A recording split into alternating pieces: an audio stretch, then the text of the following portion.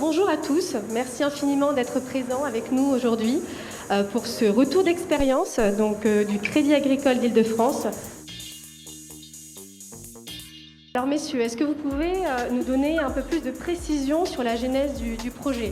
Je vais reprendre sur le besoin effectivement initial. Pendant longtemps, on avait, sur les travaux qu'on a pu mener sur la mesure de la performance commerciale, on se retrouvait généralement avec un empilement de tableaux de bord, avec une mécanique un petit peu qui était j'ai un besoin et je vais mettre un tableau de bord spécifique à ce besoin-là. C'est très bien parce que ça permet d'organiser, de répondre facilement aux besoins qui étaient liés à ce besoin-là. Mais une fois que le tableau de bord est fait ou le reporting est fait, on se rend compte que ça nous posait plutôt des problèmes. À chaque tableau de bord, expliquer comment je navigue dedans. Et hormis ça, c'est tout simplement est-ce que chaque tableau de bord, chaque reporting est utilisé. Donc ça, c'était vraiment un des premiers points qui nous a mené à nous poser des questions. Un des deuxièmes axes qui nous a amené à revoir un petit peu notre façon de faire, c'est de se dire finalement pour un indicateur, je peux avoir différents producteurs ou autres, il peut avoir été repris, transformé et remis par quelqu'un d'autre dans un autre contexte, et du coup d'avoir un peu une déperdition pour un indicateur de sa définition, de son sens et de son utilisation. Donc en fait on avait un peu ces deux sujets-là, et la réponse généralement pour les deux sujets, c'est d'essayer de trouver un endroit où on pourrait centraliser justement les indicateurs. La base de ce qu'on a voulu faire, c'est de se dire on va essayer de construire un entrepôt tout simplement pour mettre nos indicateurs et les fiabiliser et être sûr que du coup on n'a plus de problème. Les indicateurs ils sont à un seul endroit, tout le monde pourra les trouver. Une fois qu'on s'est dit ça, ça nous a posé, c'est bien d'avoir les indicateurs et de les mettre à un endroit, mais par contre si on se retourne après derrière dans la vision d'un utilisateur, c'est réussir à trouver une interface, un outil qui permette ensuite de jongler avec 2 ans, 3 ans, 4 ans d'historique sur des indicateurs, avec 150 indicateurs différents, et en plus bien sûr de pouvoir les utiliser, et puis tout simplement arrêter un petit peu les visions un peu conventionnelles qui fait qu'on reste sur des gros tableurs, et finalement, c'est quelque chose que je disais beaucoup à Suez au début, mais si je peux le faire avec un fichier Excel, à quoi bon faire différemment ? L'idée, c'est d'essayer aussi d'avoir une vision un peu plus sympathique, un petit peu plus ergonomique pour pouvoir lire et analyser les données. Si je prends tout ça, que je mixe un petit peu, on a fait le tour de la place et généralement, on avait rarement quelque chose qui nous permet de tout gérer. Du coup, c'est vraiment avec Swadeo où on a trouvé le meilleur parti pris, la meilleure compréhension sur le principe de se dire comment je fais pour stocker mes indicateurs et permettre de vraiment d'avoir tout un endroit, de rendre l'interface sympathique et surtout de casser vraiment le principe de un usage, un tableau de bord. Donc l'idée c'était vraiment avec eux qu'on a trouvé la meilleure compréhension et puis tout simplement l'interface, l'outillage qui permettait après de répondre à nos besoins. C'est un peu sur cette problématique-là qu'on a fait le premier lancement de Swadeo. Il y a un sujet sur lequel on voulait, c'était tout ce qui va toucher. En fait, les tableaux de bord, ils sont pas faits pour la personne qui fait le tableau de bord, ils doivent être faits pour la personne qui va l'utiliser derrière. Et ce qu'on voulait arrêter, c'est un peu justement cette appropriation des services support, de se dire la bonne version, ce qu'il faut qu'une personne regarde aujourd'hui, c'est ça ou ça. L'idée, c'était vraiment de réussir à faire quelque chose qui réponde aux attentes de nos utilisateurs. À nous, les utilisateurs, sur l'interface Swadeo, on peut toujours dire qu'on en a 2000 ou quelques, je sais pas. Bon, de toute façon, si on prend vraiment les métiers managers, on a grosso modo 200 managers qui peuvent vraiment être utilisateurs au jour le jour de l'outil Swadeo. Et je pense qu'il n'y en a pas un qui finalement aura la même vision de ce qu'il a besoin aujourd'hui. Dans le métier bancaire, on a énormément de domaines d'activité. Et du coup, il est toujours compliqué de centrer sur un sujet. Et du coup, généralement, il y a toujours un sujet c'est un peu les vases communicants, qui se retrouvent un peu défavorisés. Donc généralement, par exemple, chacun de nos directeurs d'agence, finalement, surveille un paquet d'indicateurs communs, mais ensuite souhaiterait pouvoir avoir une vision sur d'autres choses à côté. L'autre vraiment sujet, c'est de se dire, arrêtons d'avoir une seule vision qu'on donne à tout le monde, et permettons à chacun de pouvoir se réapproprier son pilotage et de pouvoir le faire à sa main. La solution Swadeo nous paraissait le meilleur compromis derrière, une fois qu'on avait fait l'industrialisation côté indicateur.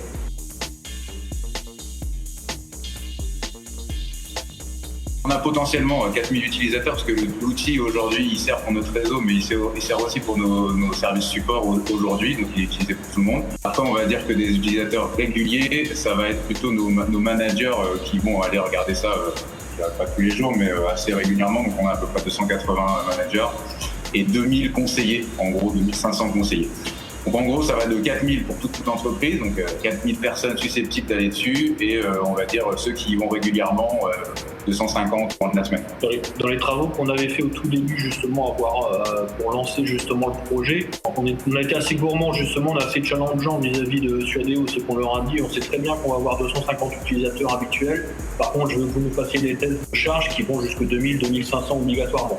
C'est-à-dire que dans notre organisation, jeudi après-midi, c'est sûr qu'on ne va pas avoir 2500 utilisateurs. Par contre, un mardi matin, c'est reprise du travail. La première chose que chacun fait, c'est aller voir qu'est-ce qu'a été ma semaine, comment je me relance. Un mardi matin, on peut très bien se dire que l'ensemble de nos managers et une bonne partie de nos conseillers vont voir leur production de la semaine précédente. Et c'est pour ça qu'on a vraiment challengé sur ce sujet de 1000 utilisateurs dans les tests de charge sur l'accès à l'outil, même si on sait très bien que en termes réguliers, c'est plutôt 250.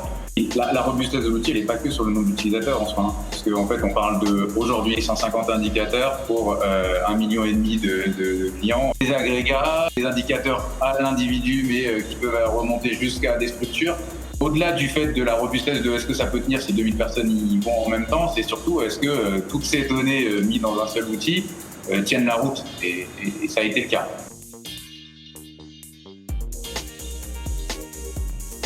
Je pense qu'il y a un des éléments aussi qui est intervenu dans le choix de Suadeo, c'était aussi la possibilité de sécuriser les données, quoi.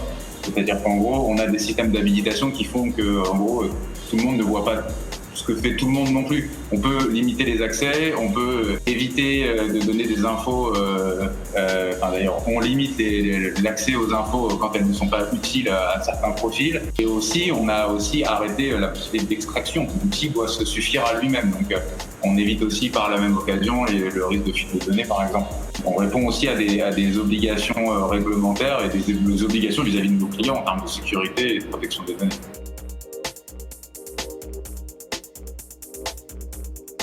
Henri a abordé un sujet aussi sur la personnalisation aussi des visions que peuvent avoir chacun des collaborateurs. Il faut bien vous dire qu'on a créé aussi 17 profils de métiers en se disant que chacun des profils de métiers pouvait avoir une vision d'indicateurs différentes. En fait, tout ça pour dire, on a grosso modo testé pour 2000 collaborateurs, 2 ans d'historique sur des indicateurs, donc 52, nous c'était pas en semaine, donc 52 semaines fois 2, donc du coup 104 semaines fois 150 indicateurs et ainsi de suite. Donc en fait, on a testé énormément de combinaisons et quand on voit la masse de données qui peut être ensuite gérée par l'outil, avec en plus des composantes de sécurité en fonction des profils et ainsi de suite, enfin voilà, il y a quand même énormément de composantes qui viennent jouer ensuite dans la gestion des données après dernier. J'avais une question en matière de conduite du changement. Comment vous avez fait, comment vous avez procédé pour accompagner justement les équipes à notamment changer leurs habitudes, migrer de Excel vers cette nouvelle solution? Il y a 2 étapes dans la conduite du changement. Déjà, on a eu une opposition, comme ça. On passait d'une situation où ils avaient un outil qui mettait à peu près 1 heure pour se charger, qui considérait comme une Rolls pour la simple et bonne raison qu'en fait, à la fin de 7 heures, ils avaient un tableau Excel et ils faisaient ce qu'ils voulaient avec. Donc ça, c'était, on va dire, on partait de là.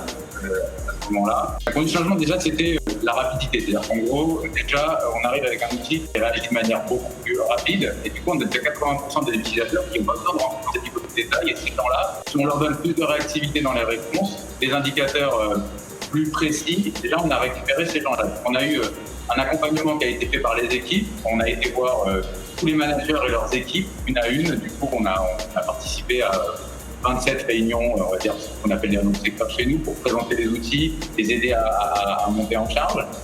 On a donc sorti cette première diagnostic des performances, mais pour nous, ça ne suffit pas. C'est-à-dire qu'en gros, il faut qu'on arrive à les convaincre maintenant, c'est ce qu'on fait maintenant, et on y arrive de plus en plus maintenant, parce que c'est là qu'on voit que ça prend. On est sur des tableaux de bord, parce que c'est d'ailleurs la suite de l'histoire. C'est-à-dire qu'en gros, diagnostic, c'était notre gros projet. Et aujourd'hui, on leur sort des tableaux de bord qui, en gros, leur font gagner un max de temps. Derrière cette conduite de changement, c'est toujours se poser la question, qu'est-ce qui va donner envie à l'utilisateur de passer par notre feu? Donc on se met dans cette situation à chaque fois, de dire c'est important, mais l'appliquer c'est essentiel. C'est-à-dire qu'à chaque fois qu'on voit qu'on a un frein pour une raison ou une autre, on ne dit pas toujours que c'est l'autre personne qui ne réagit pas, c'est de se dire comment on fait pour ramener cette personne-là. Et c'est en faisant ça, donc c'est un travail quotidien pour les équipes, de faire en sorte que tout ce qu'on sort à nouveau maintenant, les nouveaux tableaux de bord, les nouveaux reportings qu'on apporte aujourd'hui, soit clairement en réponse à leurs besoins. Et la dernière étape, ce sera finalement de leur donner la même possibilité qu'ils aient sur Excel, c'est-à-dire de dire ils ont accès aux indicateurs, mais en gros, ils n'ont plus de travail à faire. Pour nous, cette conduite du changement, elle ne passe pas par simplement convaincre, c'est surtout apporter la réponse à des besoins qu'on a identifiés. Donc nous, notre journée, elle se compose de remontées de terrain et voir comment on peut les contourner, comment on peut les améliorer et apporter de la valeur. Je suis passé du côté obscur, moi, après derrière, l'accompagnement qui a été mis en place sur les outils. On essaye de créer aussi effectivement, à chaque besoin, essayer de se dire, là, on parle du diagnostic qui est un outil. Suadeo nous a ouvert, je pense, un périmètre assez grand d'action après derrière dans l'entreprise. On essaie assez régulièrement de venir voir Henri et ses équipes pour dire on sait qu'on a une problématique auquel vous pourrez répondre via Suadeo. Du coup, Henri et ses équipes cherchent effectivement à être énormément réactifs sur ces choses-là. Donc, on reprend sur cette question de temps et de montrer que cette technologie permet de répondre à des besoins de façon rapide. Pour nous, c'est ça, la conduite du changement est dans le bon sens, parce qu'on n'est plus, nous, offensifs là-dessus, on l'a été pendant le temps. Et maintenant, ils se rendent compte qu'en fait, avec toutes les opportunités qu'on a à travers l'outil, on est capable de leur faire gagner du temps. Et ils peuvent se rattacher à des choses beaucoup plus de valeur ajoutée.